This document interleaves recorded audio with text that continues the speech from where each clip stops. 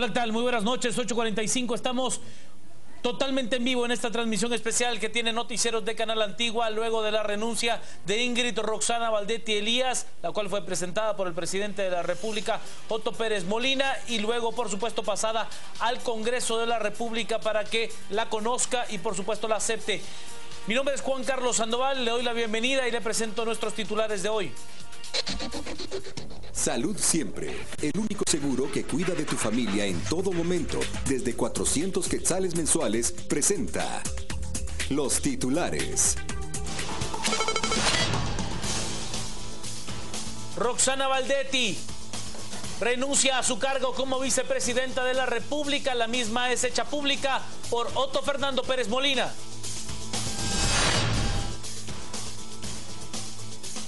En el caso de la máxima dirigencia del Partido Patriota, aplauden la decisión de Roxana Valdetti, la califican como una decisión valiente.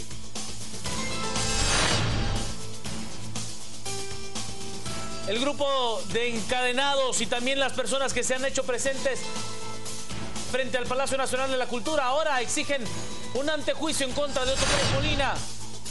Y continúan las capturas y recapturas en el caso de la estructura criminal conocida como La Línea.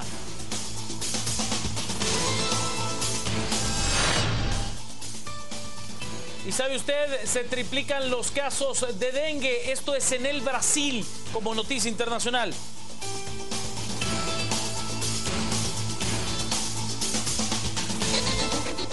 Salud Siempre, el único seguro que cuida de tu familia en todo momento, desde 400 quetzales mensuales, presentó los titulares. Sin duda, esta es la noticia más importante del día y he de decirle, de los últimos 20 años dentro de la vida democrática de Guatemala. Ha renunciado a su cargo la vicepresidenta de la República, Ingrid Roxana Valdetti Elías.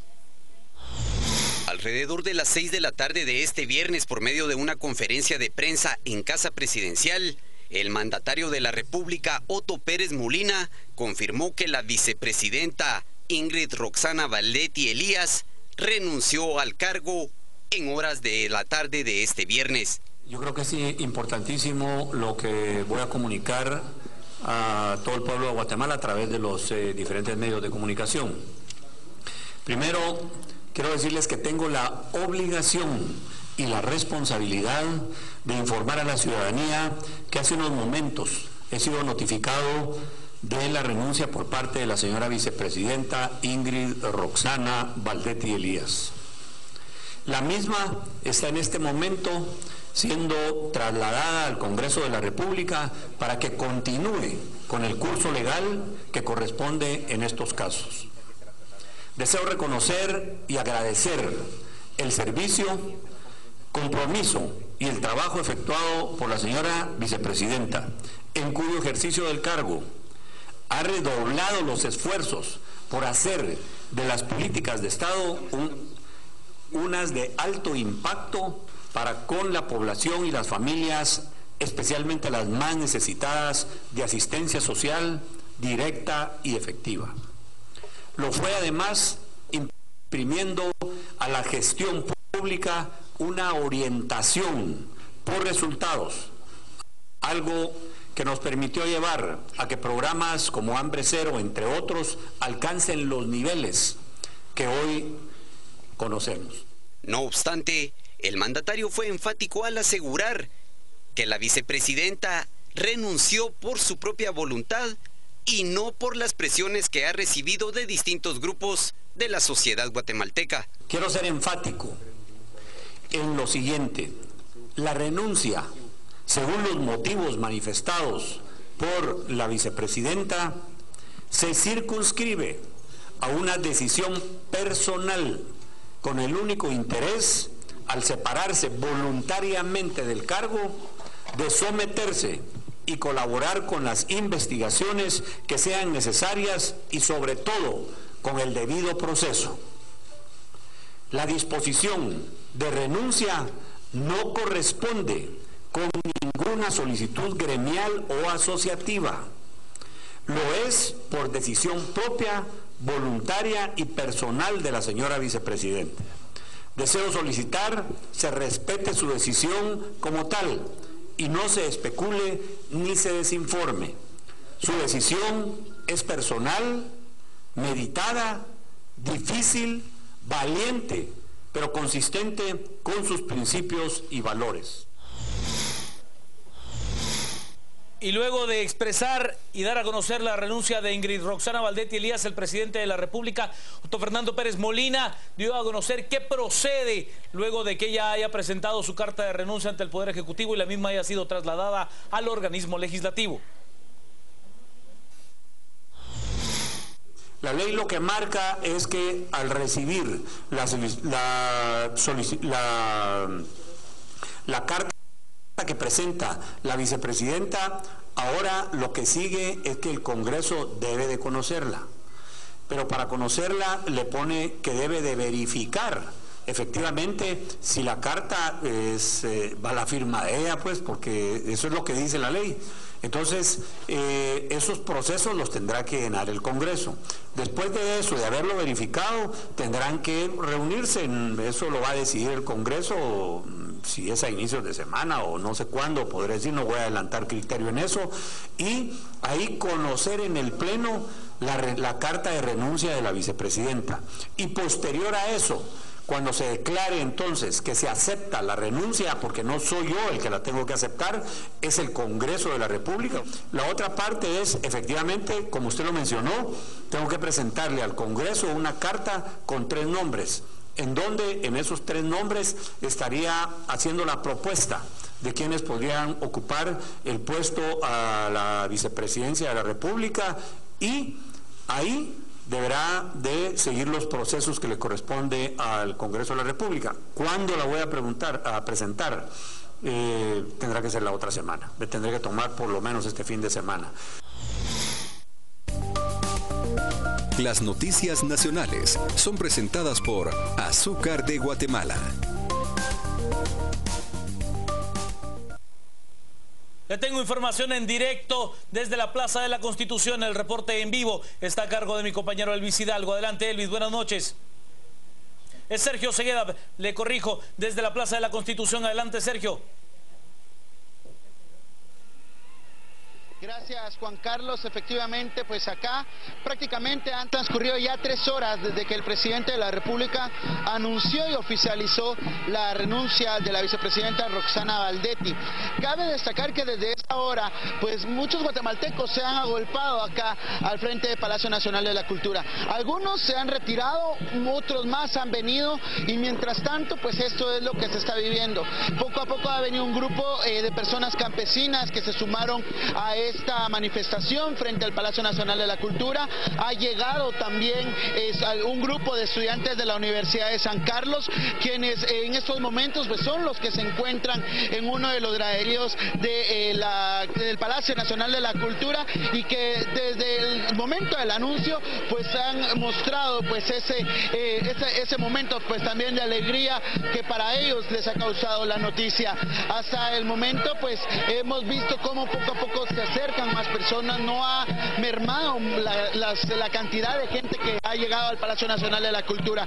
Cabe destacar, Juan Carlos, que también hasta este lugar pues se ha destacado una ambulancia de bomberos voluntarios y una de bomberos municipales, las cuales se han colocado en apresto por cualquier situación que se pueda llegar a dar. Hasta el momento pues la marcha, el plantón que se ha tenido acá frente al Palacio Nacional de la Cultura pues ha sido de manera pacífica.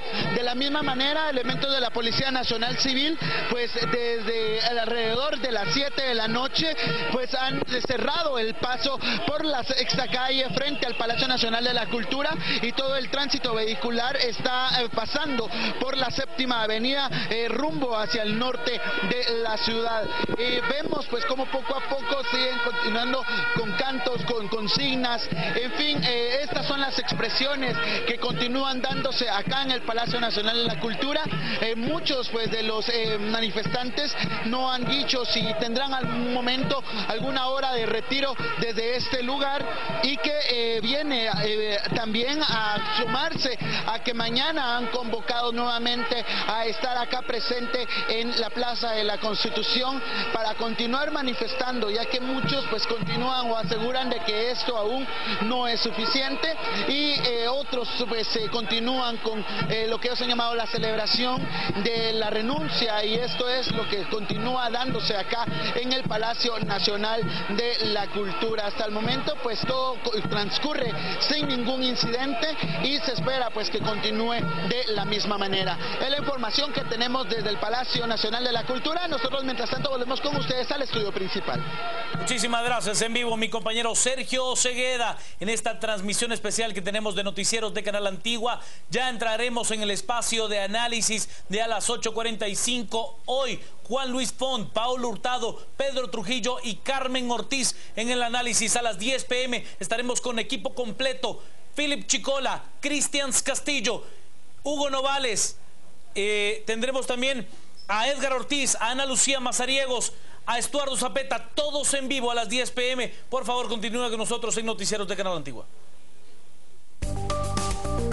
Las noticias nacionales fueron presentadas por Azúcar de Guatemala.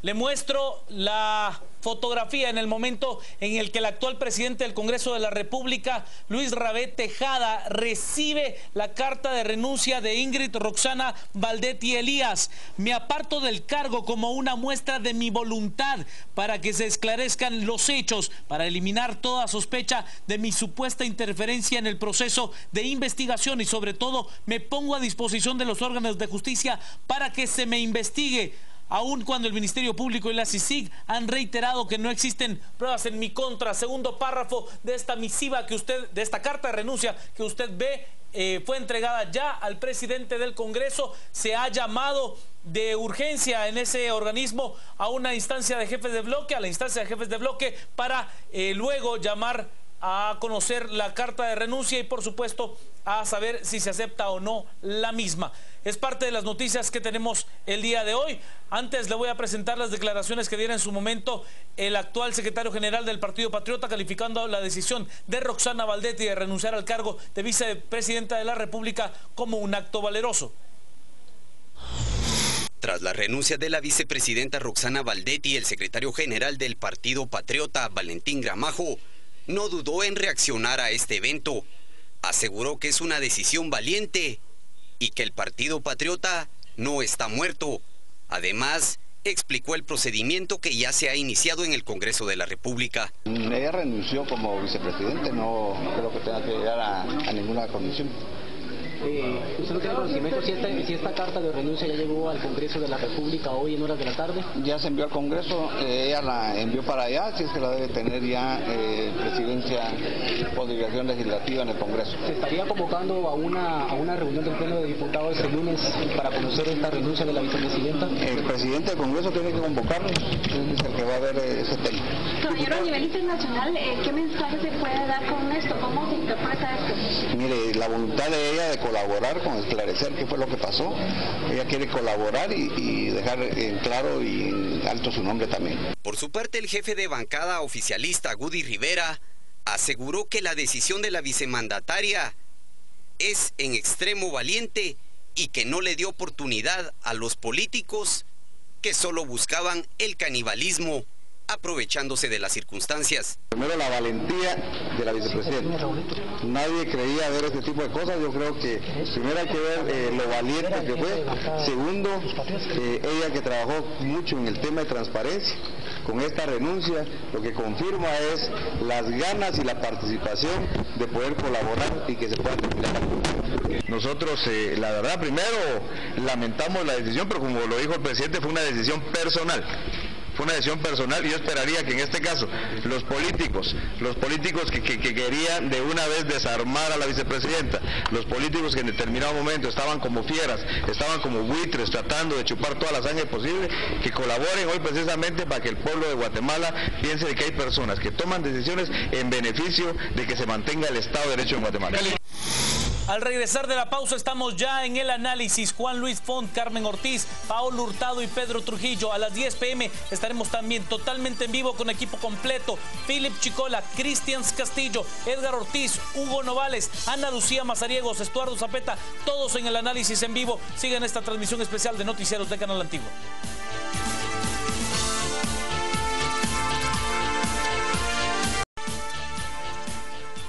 Buenas noches, bienvenidos a las 8:45. Hoy, día viernes 8 de mayo, difícilmente vamos a olvidar esta fecha. Por primera vez, una vicepresidenta de la República presenta, debido a las numerosas presiones que ha recibido, su renuncia al cargo para el cual fue electa prácticamente ya 4 años atrás. Roxana Baldetti ha abandonado la vicepresidencia de la República. Hoy estamos listos a las 8:45 para discutir sobre ese tema. Está con nosotros Carmen Ortiz. Bienvenida, Carmen. Gracias por acompañarnos. Gracias. Bienvenida, Paolo Hurtado. Buenas noches, compañeros. Bienvenido, Pedro Trujillo. Yo veo la parte positiva. Así puedes celebrar el Día de la Madre sin ninguna carga adicional. O sea, veamos el lado positivo de las cosas. ¿A qué carga adicional te referías? Hombre, al peso de la política. Ahora ya liberada de ello, se puede dedicar a celebración. Relativamente liberado de ello. ¿O te referís cuando Baldetti dijo que se sentía la madre de todos los Pues ya está. Así lo celebra el día a día con absoluta libertad. Hay otra renuncia, por supuesto, en nuestra historia reciente y tiene que ver con Francisco Villagrán Kramer, que presentó su renuncia al cargo de vicepresidente durante el gobierno de Romeo Lucas García. Sin embargo, aquellas fueron unas circunstancias muy distintas a las que llevaron a Roxana Baldetti a presentar su dimisión. Ella dice que va a presentarse ante los tribunales de justicia, pero no compareció el día de hoy para anunciar su renuncia. En cambio, fue el presidente Pérez Molina quien pronunció estas palabras con un semblante que no parece precisamente el de un hombre que esté feliz. Vea usted. La ley lo que marca es que al recibir la carta que presenta la vicepresidenta, ahora lo que sigue es que el Congreso debe de conocerla. Pero para conocerla le pone que debe de verificar efectivamente si la carta va a la firma de ella, pues, porque eso es lo que dice la ley. Entonces, esos procesos los tendrá que llenar el Congreso. Después de eso, de haberlo verificado, tendrán que reunirse. Eso lo va a decidir el Congreso, si es a inicios de semana o no sé cuándo, podré decir, no voy a adelantar criterio en eso. Y ahí conocer en el Pleno la carta de renuncia de la vicepresidenta.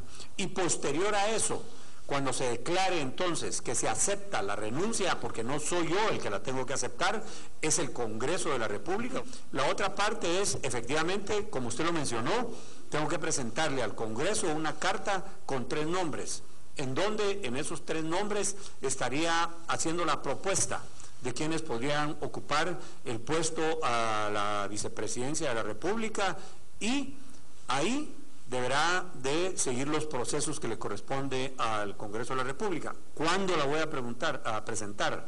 Tendrá que ser la otra semana. Me tendré que tomar por lo menos este fin de semana. El día de hoy, por supuesto, han corrido numerosos rumores respecto de que el presidente ya habría integrado esa lista, que sin embargo no ha sido presentada todavía al Congreso de la República. Pero vayamos por partes. Hablemos primero de esta renuncia de la vicepresidenta que se ha hecho esperar por muchos días. ¿Qué piensan ustedes? Yo creo que ya era, no nos sorprende en realidad, porque el presidente ya estaba prácticamente acorralado, es decir, ya una Corte Suprema de Justicia que había dado con lugar el trámite al antejuicio por unanimidad, una Corte de Constitucionalidad que igualmente le había denegado a ella el amparo, un CACIF que ya se había pronunciado porque la vicepresidenta presentara su renuncia, los diputados que habían salido en desbandada. Entonces yo creo que se notaba que esta decisión se iba a dar en algún momento. La gran, digamos, molestia y pregunta es por qué haber esperado hasta este momento, y pareciera ser que la vicepresidenta finalmente no quiere enfrentar el fuero del Congreso.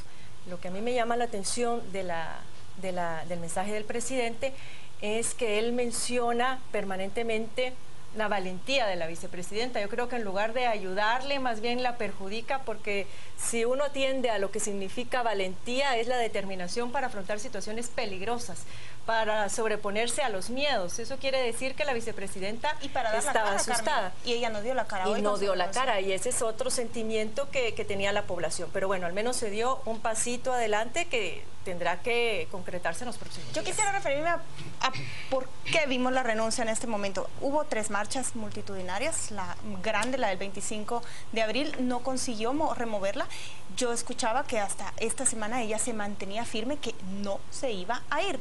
Y lastimosamente no, aunque fue una presión muy fuerte, no fue eso lo que le movió la silla. Entiendo o quiero entender que fueron presiones mucho más grandes, que vienen desde Estados Unidos con esa suspensión de la conferencia de prensa donde iban a anunciar suspensión de visas. Tiene que ver con la decisión de la Corte Suprema de Justicia y con lo que iba a enfrentar en el Congreso. Pero hay algo que a mí me llama mucho la atención. Vieron hoy todas las reacciones que ha habido por la renuncia de ella.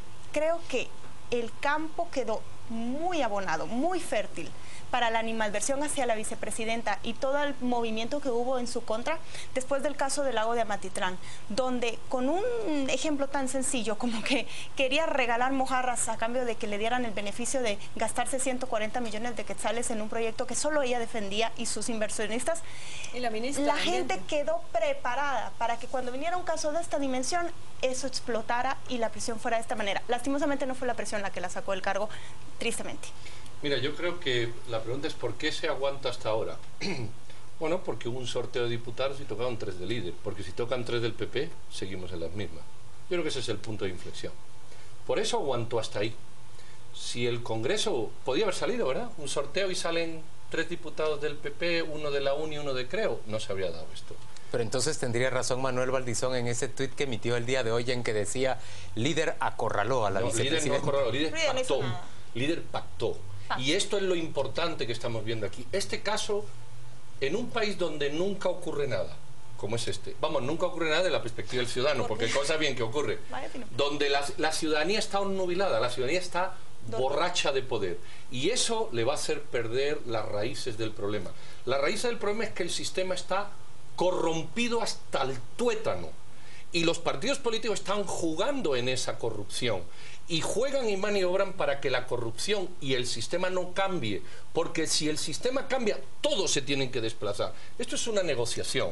Tocan 3 de líder y la negociación es o te votamos o te votas, y estas son las condiciones. Y funciona. Es lo único que mueve lo demás, los ciudadanos, eso les da igual. Bien es verdad que digamos que ha sido un poco la lima que ha erosionado las esquinas, pero nada más. Yo creo que es el pacto con líder de los 3 diputados. Lo segundo es que, y esto me demuestra a mí que es un pacto, ¿cómo se da la renuncia? De pronto aparece el Ministerio Público a comparecer. 2 horas después aparece a comparecer la CICIG. 2 horas después la Corte Constitucional. Y cuando se da todo el proceso institucional que dibuja un panorama, se renuncia. Y además no renuncia, como Carmen muy bien dice, ella. ¿Qué hace el presidente en esto? La defiende. Tiene que renunciar ella. ¿Quiénes fueron electos? Ella y él. ¿Quién renuncia a ella? ¿Quién tiene que dar explicaciones? Ella. ¿Qué hace el presidente metido en esto? Mira, para concluir, yo creo que estamos focalizándonos toda la ciudadanía en un problema menor, a pesar de que es muy grande, es un problema menor. ¿Cuál es el problema mayor? Que la casta, y vamos a emplear esa palabra, la casta política está tapando el auténtico problema del país. Un sistema corrupto y cooptado por grupos de poder que entre ellos se entienden y se mezclan, que están sacándose una espinita para seguir un proceso electoral que llegará, a nombre en quien nombre, al mismo sistema de corrupción. Y eso es lo que hay que cambiar. Pero yo no creo que esté quedando tapado por el hecho que se produce el día de hoy. Me parece que hay un intento, un esfuerzo que empieza desde la Embajada de Estados Unidos, desde el Washington, un intento por frenar el volumen de protesta que se está desarrollando y tratar de hacer una especie de control de daños respecto de este sistema. Se buscan cambios, se buscan modificaciones, pero no que se vaya enteramente a fondo y que esto se salga de las manos y se descontrole por completo. A mí me parece que sí es determinante, como dijo Paola, la participación de la Embajada de Estados Unidos estoy de acuerdo en que han confluido una serie de hechos que realmente marcan no solo mala suerte para Baldetti, por ejemplo, en la integración de la terna, sino en términos generales un rechazo completo de todos los segmentos de esta sociedad. Pero que ha sido autorregulación del sistema, me parece a mí. Autorregulado en términos de que no se ha salido de control. Exactamente. Bueno, a mí sí me parece que ha sido, digamos, un mecanismo, o se han usado mecanismos de protesta que han sido todos muy controlados y controlables, excepto, me parece, el día lunes, cuando salen los 48 cantones de Totonicapán y comunidades de Sololá a parar, a bloquear el tránsito en 4 puntos distintos de la carretera panamericana. Es cierto que no se suscitó ninguna ocasión de violencia, no se dio ningún hecho de violencia, pero ahí sí se daba ya alguna posibilidad de fricciones. Y ese es otro de los puntos que a mí me parece que a numerosos sectores les interesa empezar a frenar. La posibilidad de que este movimiento de protesta crezca de tal manera que se generen muchos ámbitos de ingobernabilidad y que el país se desestabilice por completo. Ahora la pregunta es... Anoche el presidente se quedó sin aliados, sin nada. ¿Anoche el presidente?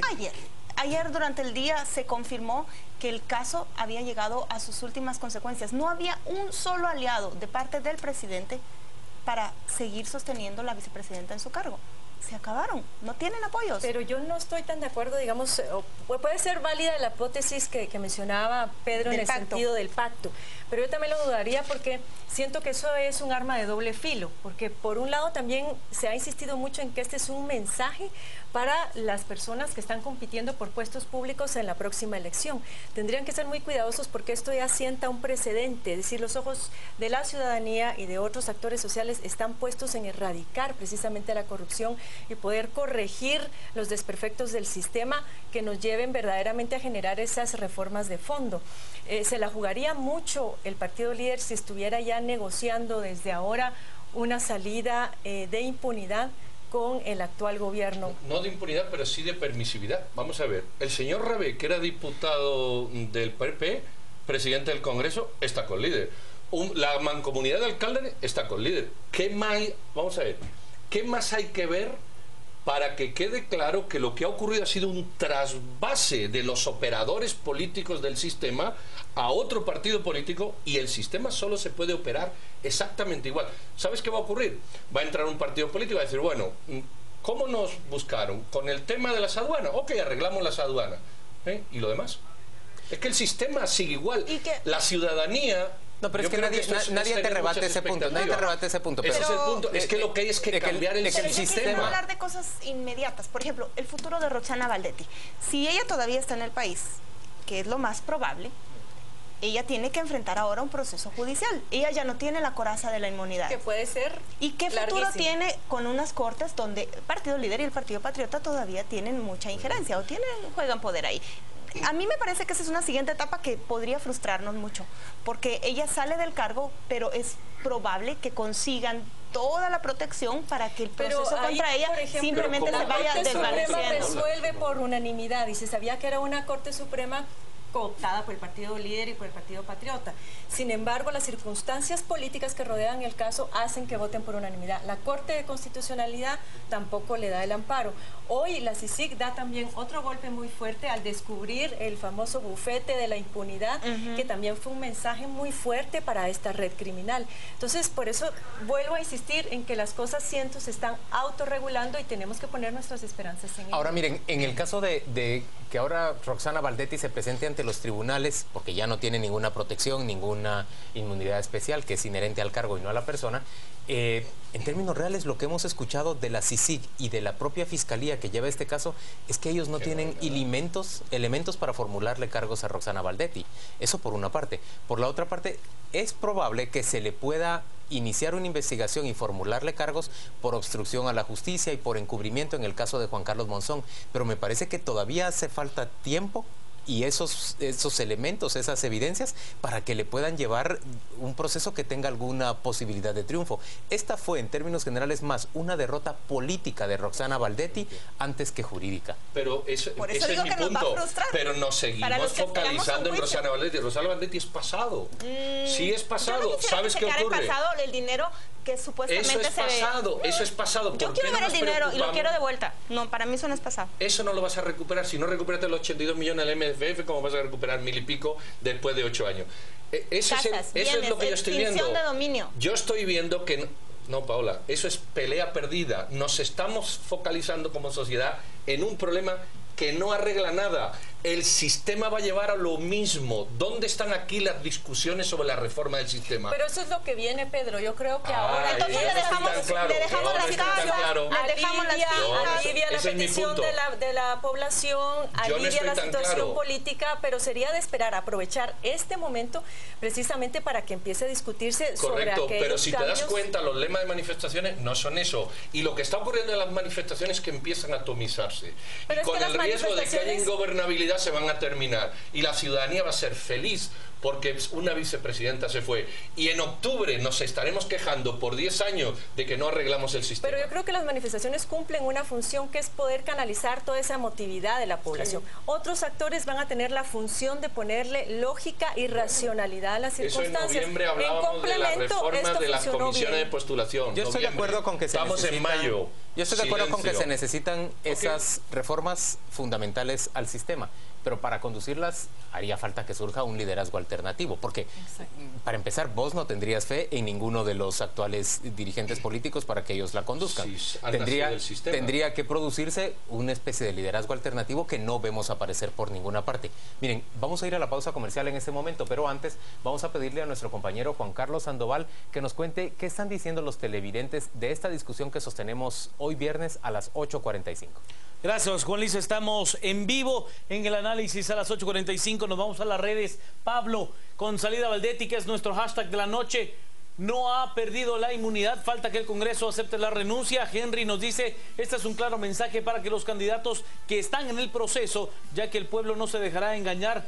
Más así o más claro es lo que nos dice Henry. Eduardo, urge porque nosotros los ciudadanos exigamos una iniciativa de ley para la no reelección de diputados y alcaldes, es el planteamiento que hace Eduardo.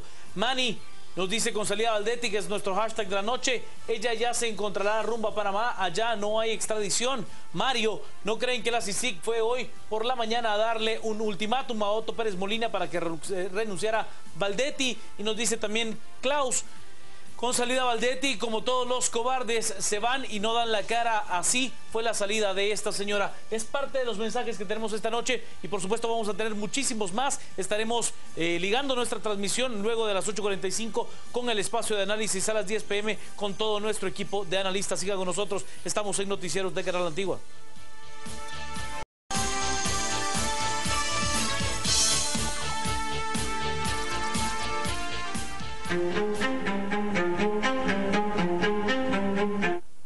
Estamos de vuelta viernes a las 8:45 y hoy nos acompaña en nuestros estudios el ex vicepresidente de la República, Eduardo Stein. Él ha aceptado conversar sobre la situación que se cierne hoy sobre Guatemala, una vez que Roxana Baldetti se ha convertido también en ex vicepresidenta de la República. Paola tiene la primera pregunta. Buenas noches, señor Stein. Buenas noches. Le quedan 6 meses a este gobierno para que termine. ¿Cuál es su previsión de cómo va a terminar su mandato Otto Pérez Molina, indistintamente de a quién se elija para que sustituya a Roxana Baldetti? Bueno, yo creo que es una ruta de desgaste bastante grande en marco de partido, en marco de plan de gobierno, en marco de equipo. Nunca había sucedido una renuncia de un vicepresidente, vicepresidenta, en este caso, en estas circunstancias.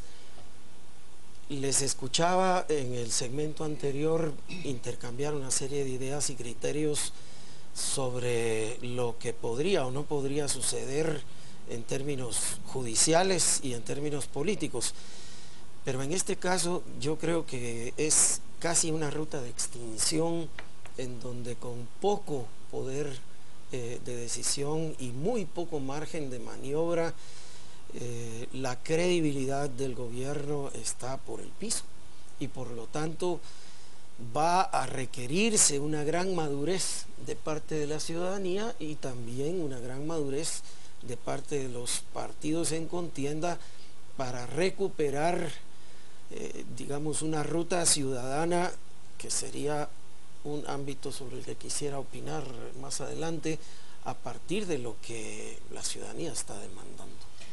Señor Stey, la renuncia no es en cualquier momento, es en un momento en el que se acaban de convocar elecciones generales. Eso le agrega un plus. No sé si aceita, complica o alquitrana el escenario. ¿Quiere decirse, esto evidencia algo? ¿Podemos ir a un proceso electoral tranquilos y solucionar este problema de manera simultánea? ¿El problema nos tiene que hacer pensar en el proceso electoral? No sé si de otra manera, usted decía un tipo de acción ciudadana. Se lo dejo un poco abierto, pero el escenario es que estamos en una convocatoria electoral. Mire, ni aceita ni alquitrana, yo creo que enloda, desafortunadamente enloda. Parte de lo que la ciudadanía está demandando, aunque no estuviera explícito de esta específica forma en las pancartas, pero la ciudadanía quiere que se desinfecte y se adecente el sistema político. Yo creo que es un mensaje muy potente, muy vigoroso. No solo estaban pidiendo las renuncias, estaban pidiendo que se limpie el sistema político. Creo que este es también, por lo tanto, un mensaje muy potente a los partidos. Desafortunadamente, no es posible ya reformar la ley electoral para que afecte a este proceso electoral. Pero sí es posible emprender reformas que nos garanticen que de aquí en adelante va a poder la ciudadanía vigilar mejor el comportamiento de los partidos y que la próxima elección sea distinta. Tercero, yo creo que la ciudadanía está pidiendo que devuelvan la plata, así de simple, ¿no? Es decir, que tenemos además una legislación de extinción de dominio, tenemos la institucionalidad adecuada para poderlo hacer. Yo aquí me permitiría quizás un elemento tal vez exagerado, pero quitarle recursos del erario público o de los impuestos a una salud tan maltrecha, a una educación tan maltrecha, a la infraestructura, a la seguridad pública, debería ser un delito de lesa humanidad, porque se le está quitando a gente que vive precariamente la posibilidad de tener mejores servicios públicos. Cualquier funcionaria o funcionario público que le robe recursos a estos servicios públicos básicos debería responder a la justicia sin prescripción, como son los delitos de lesa humanidad. Este movimiento ciudadano de protesta por la corrupción, usted dice que de una manera o de otra pide el adecentamiento del sistema político, que se haga decente, coincide con el proceso electoral. Cualquiera pensaría que un proceso electoral es el momento en que una sociedad normal discute sobre sus problemas más importantes. ¿Se podrían estar abriendo entonces pues las oportunidades para que se produzcan las reformas también por el propio interés de los partidos políticos de quedar bien con la ciudadanía? Pero el asunto es quién operativiza, quién hace factibles, quién hace la propuesta y luego quién opera esas reformas en un Congreso que probablemente va a estar dispuesto por la situación electoral a concederle algo a la ciudadanía.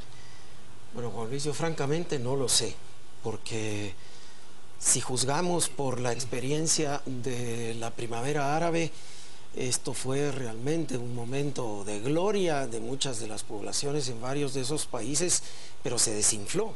Ya hace un año eso estaba absolutamente liquidado, con excepción de Yemen, en donde todavía estaba funcionando, y miren cómo está Yemen ahora. El bombardeo que ha sufrido. Sí, una cosa terrible. Entonces, sí, en efecto, una protesta ciudadana de la calidad y de la naturaleza que ustedes mismos han admirado por su transparencia, su limpieza, su valor cívico, su rechazo a tener tarimas, micrófonos y usurpadores de la palabra. Protagonistas. Claro, pero necesita en efecto, como ustedes mismos lo han comentado, un liderazgo claro que ojalá pudiera emerger de las mismas organizaciones, porque una de las cosas también más fuertes que la ciudadanía está diciendo es que el sistema de partidos en Guatemala huele mal. Entonces están pidiendo una reforma de la ley electoral y de partidos políticos que de darse ya no afecta a este proceso, desafortunadamente. Pero eso es lógico. A pesar de que es desafortunado, están pidiendo una reforma del sistema judicial, porque yo creo que el anuncio de la CICIG y el Ministerio Público hoy sobre la jueza recibiendo dinero para dar medidas sustitutivas es un elemento de mucha gravedad al propio sistema de justicia. Bueno, yo creo que el sistema apesta, don Eddie. Usted dice huele mal, pero lo que vimos hoy no nos deja duda de que incluso el que se pretendía investigar al corrupto pensemos constructivamente en que en efecto varias organizaciones que estuvieron formando parte de esta marcha hace 15 días y sin duda formarán parte el 16 de mayo, sí estarían en capacidad organizativa de concurrir a un esfuerzo por transformar lo transformable ahora para vigilar mejor el proceso electoral y a las candidaturas que se presenten y exigir a la legislatura que se modifiquen estas. Mire, una legislatura que tiene más de 20 leyes fundamentales ya con dictamen de comisiones y que no les ha dado la gana de tratar, que tiene 70 proyectos de ley en el pipeline que ni siquiera han sido remitidos a comisiones, que no ha podido elegir a su designado a la directiva del RENAP, que es el ente que nada menos documenta a la población para cualquier acción legal en cuenta para que pueda votar. Bueno, entonces, ¿de qué Congreso estamos hablando? Yo creo uno muy fallido. Pero entonces, si no vamos a alterar el orden constitucional, ¿quién le exige a ese Congreso un mejor desempeño? La ciudadanía organizada. Y no hay duda de que este es el momento, me parece también oportuno para volverlo a activar, porque en todo este año no han hecho prácticamente nada. Hay otro tema que puede ser otro cisma en el país, que es la investigación de la CICIG sobre el financiamiento de los partidos políticos. Me pregunto si políticamente convendrá a la CICIG dar a conocer ese informe en este mes de mayo, como lo había ofrecido, o sería como echarle más leña al fuego que ya estamos viviendo. Bueno, sería otra fogata, distinta, pero muy cercana a la que ya se prendió.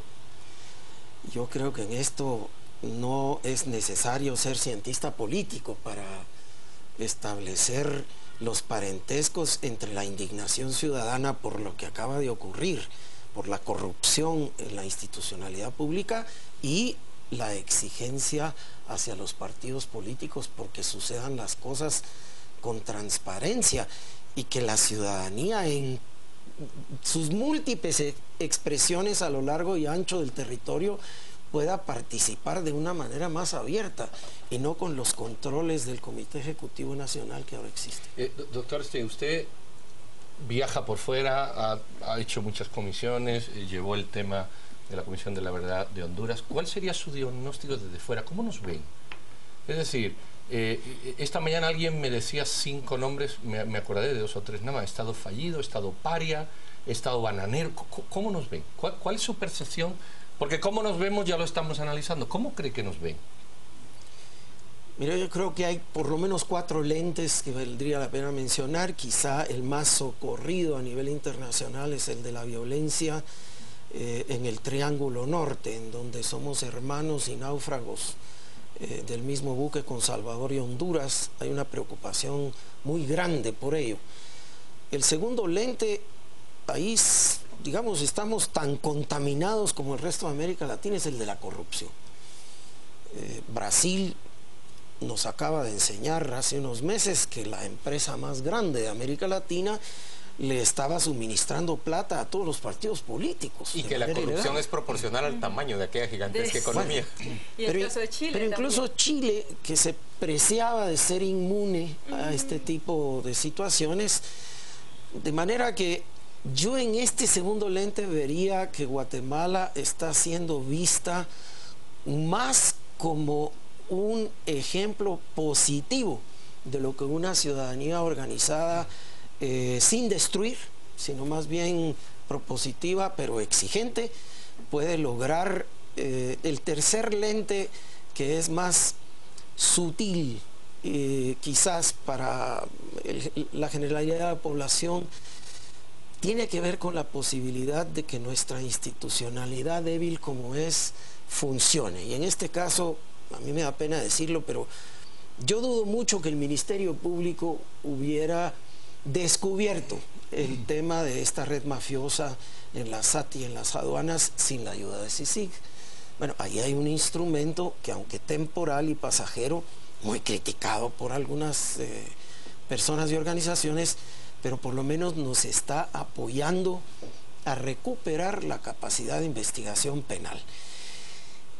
Y la cuarta lente, que esa sí es, con perdón por el latín, más jodida, es el de una estructura de organizaciones políticas que no le responde a la ciudadanía. También en eso estamos a nivel latinoamericano metidos en un saco en donde la ciudadanía en general desconfía del sistema político, desconfía de los partidos, desconfía de los políticos tradicionales y está buscando nuevos liderazgos.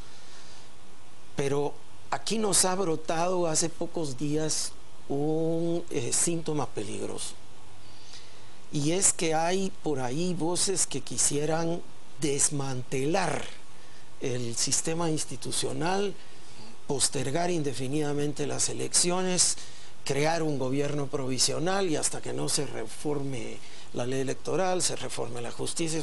Entonces, bueno, esperar que en 1 año y medio, en 2 años de un gobierno de esa naturaleza, habiendo reventado por dentro la Constitución, con los mismos actores vaya a ocurrir una novedad, yo no lo creo. Más bien confiaría en que esta voluntad de vigilancia que se ha fortalecido en la ciudadanía pueda llevarnos a una mejor auditoría pública de las elecciones. Sobre el perfil del nuevo vicepresidente o vicepresidenta, doctor Stein, ¿qué es lo que cree usted que le convendría más al presidente en este momento? Se han rumorado algunos nombres como el de Mauricio López Bonilla, por ejemplo, y no se sabe con claridad si esa persona debía provenir de las filas del partido o tendría que ser una persona que venga de fuera. ¿Qué opinión le merece? Mire, seamos realistas. Yo creo que el presidente va a presentar una terna de personas que lo protejan a la salida. Yo no creo que él asumiría el riesgo de buscar a una persona totalmente externa a su entorno de confianza. Ese es mi sentir. Sería un salto al vacío para él difícil de buscar a una persona totalmente externa, a no ser que existiera alguien con un nexo de amistad muy particular fuera de la estructura política, pero yo lo dudo. ¿Y negociarlo? ¿Tú estás diciendo negociarlo con líder, en concreto? Bueno, es el que está puntero en las encuestas, pero podría negociarlo con cualquier otra coalición de partidos. Bueno, parte de lo que hemos recogido del sentir ciudadano es que el líder ya había pactado con el Patriota. Y eso es rechazado por estas personas sí, que están adentro del movimiento de protesta. Es rechazado porque sienten ser parte de todos los arreglos debajo de la mesa. Entonces, yo creo que para estos 7 u 8 meses que le restan a la administración, el presidente buscaría una persona de su absoluta confianza, que no se le vaya a salir del huacal, por decirlo en términos populares. Pero en términos reales el problema es que si busca a una persona de su absoluta confianza, pero que refuerza la idea de un régimen depredador y corrupto, voy a mencionar por ejemplo al presidente del IX, esa es una persona de su absoluta confianza, en realidad se estaría causando un daño a sí mismo. Bueno, por supuesto, es un dibujo mortal. Terrorífico. Pero insisto en que el otro extremo de lo que acá se conversaba es que negociara a una persona totalmente externa a su medio político.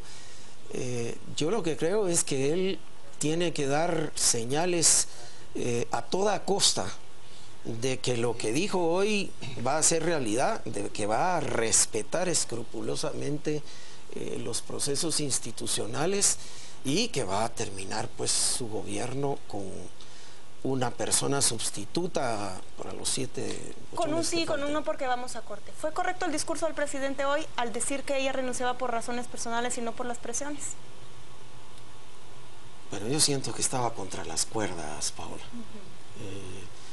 Correcta o no correcta la expresión, toda la ciudadanía sabe que estaba contra las cuerdas. Doctor Stein, gracias por acompañarnos a las 8:45. Vamos a la pausa comercial. Volvemos dentro de muy poco para presenciar qué está ocurriendo en la Plaza de la Constitución, qué está ocurriendo en los alrededores del Congreso de la República. Muchas personas festejan allá la renuncia de la vicepresidenta Valdetti, de la ex vicepresidenta Valdetti.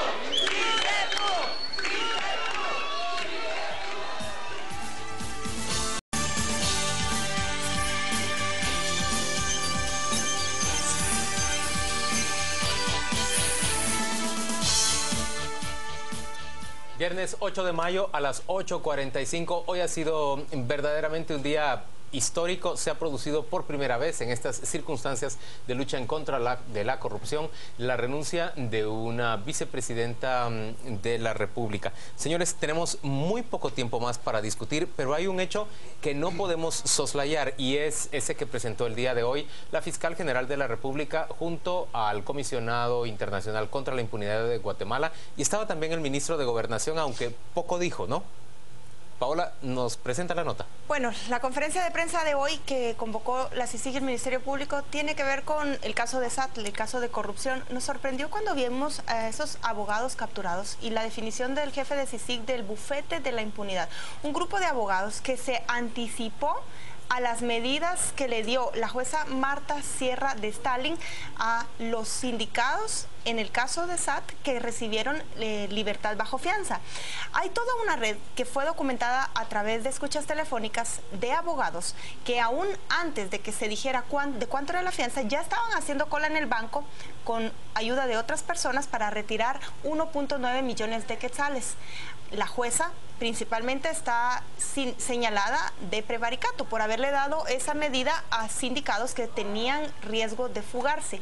Y segundo, va a ser investigada por cohecho, algo presumiblemente más difícil de probar, que la jueza recibió parte de ese dinero o de otro dinero de los involucrados en el caso a cambio de esa resolución que fue tan cuestionada. Recuerden ustedes que esta fue la jueza que dijo que había resuelto de esa manera por clamor popular, por presión social, y demeritó la investigación del Ministerio Público diciendo que no había sustancia suficiente para dejarlos a ellos en prisión preventiva. Lo que nos dice esta captura de hoy es que el caso está pasando seguramente a la etapa 2 que nos decía el jefe de CICIG, de señalar a otros cuadros. Lo que nos dice en realidad es que si algo huele mal en el Ejecutivo es que en el organismo judicial apesta completamente. Hay una podredumbre adentro del organismo judicial. Miren, en pocos días, cuántos casos, hoy mismo que el Comisionado Internacional contra la Impunidad mencionaba, es que es un rosario de jueces los que se ha presentado en los últimos tiempos como prevaricadores y como corruptos. Es que aun cuando vemos la dimensión de este caso, que me imagino que para cualquier otra persona pues lo hubiera intimidado actuar de esa manera, lo hubiera frenado, vemos en estos casos que la codicia puede mucho más que la prudencia, porque esta juez tenía idea con quién se estaba metiendo, en el caso de la red y en el caso de la CICIG y el proceso de investigación que se llevaba. Sin embargo, todavía en esas circunstancias son capaces de aceptar ese tipo de coimas. Y la otra cuestión que es abominable es darse cuenta de que efectivamente hay bufetes enteros dedicados con una gran red adentro del sistema de justicia precisamente a generar impunidad en el país. Y ahí viene mi punto. Ese es el sistema. Claro, y es un sistema que se está combatiendo desde hace mucho tiempo. Sí, justamente pero la oficina de este abogado que fue capturado el día de hoy, Pedro, es parte de esas CIACs que muchos años atrás se describían y que muchas personas combatían la idea de que se fundara o que se trajera la CICIG diciendo que no era necesario en Guatemala. No, y no es necesario. Se puede hacer. Lo que no es voluntad de hacerlo. Te voy a decir algo más. Y por eso, y quiero contradecir una cosa, contradecir en el sentido filosófico. Si de aquí a las elecciones nos tenemos que resignar con lo que hay, como el señor Stein muy bien ha dicho, porque no hay manera de hacer nada. Hay dos cosas que se acaban de dinamitar. Uno es la soberanía del pueblo en los procesos democráticos. Es decir, no podemos hacer nada, pero bueno, no somos nosotros los ciudadanos los que tenemos que hacer, pero no podemos hacer nada. A mí eso me parece peligrosísimo. Y lo segundo es, si no hacemos nada, estas redes que se están saliendo, de estas redes hay millones. Al final hemos parado 2, 3, 5, 14. Van a quedar cientos de miles activas. Por eso es necesario acabar con el sistema. Porque te voy a decir una cosa para concluir y comentar lo que ha dicho el señor Stein. Esperar que venga un gobierno nuevo para empezar con la supervisión ciudadana, que cambien las cosas. Es mucho riesgo. No es riesgoso. Para mí, como ha dicho él, ni embarrado ni enlodado. Es la hecatombe, porque el próximo gobierno que tenga no va a cambiar las cosas a bien porque está saliendo del sistema corrupto. ¿Qué va a hacer? Modificar las cosas para que el sistema corrupto adopte otra forma de monstruo. Y la ciudadanía, que es soberana, sí puede cambiar las cosas de aquí a las elecciones. Señores, no tirarlas y destruirlas, cambiarlas. Solo nos da tiempo para elegir ganador y perdedor. Como Pedro está hablando de cambiar el sistema, yo propongo que cambiemos el sistema habitual que tenemos aquí, en que cada uno hace una propuesta. Pero y luego no me refería votamos todos. No. Pedro tiene razón. Dirijamos de una manera más democrática este asunto. ¿Qué les parece si yo propongo un ganador y un perdedor y luego todos decimos como en un plebiscito, sí o no? Ahí el sistema. Ahí el sistema. Dale pues. Miren, dale pues. Perdedores de la semana sin duda son Otto Pérez Molina y Roxana Baldetti, que no solo la vicepresidenta que ha salido, por supuesto el presidente se queda al frente de un régimen herido, dañado y que difícilmente se recupera.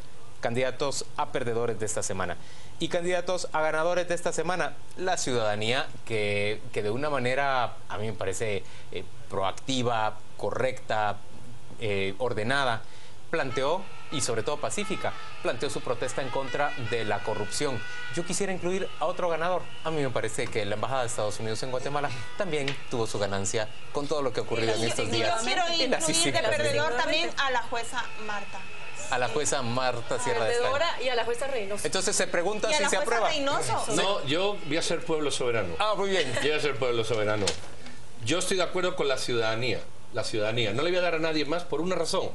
Porque no me consta que nadie más... lo de la embajada norteamericana, la propia embajada ha dicho... Bueno, claro que la embajada va a decir que ya no tuvo nada que ver. Bueno, es que le estamos dando un crédito... Ajá. Lo sabrás tú que has hablado con el embajador.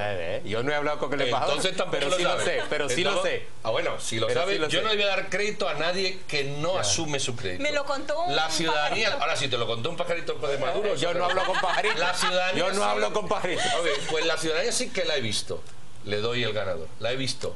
Y también le doy el perdedor a lo que os has dicho, Roxana Baldetti y Pérez Molina y todo el partido. Pero yo le incremento más el sistema político. No vendemos una ilusión cuando decimos que fue solo la ciudadanía la que provocó esto. Pero al vender una ilusión es una ilusión que alimenta.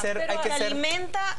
Porque teníamos una ciudadanía muy pasiva, que no reaccionaba nada. Y que la próxima vez seamos nosotros yo lo veo solitos. muy positivo, pero bueno, se lo podemos dar al señor Biden, a Madonna, a Arjona, que viene hoy a tapar cantar. un ojo.